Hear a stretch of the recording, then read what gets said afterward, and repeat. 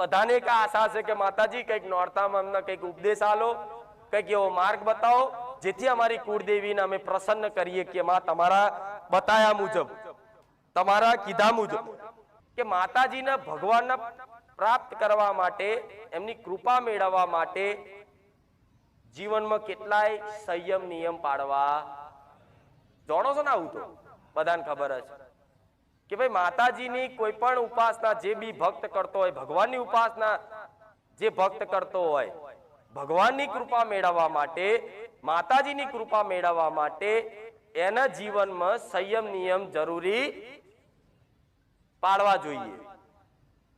સંયમ નિયમ થી જો કદાચ કોઈ ઉપાસના ભક્તિ કરે તો એને જલ્દી ફળ પ્રાપ્ત થાય. એવું સાંભળ્યું છે ને? તો માતાજીને ભગવાનને પ્રાપ્ત કરવા માટે પહેલાના સાધુ સંત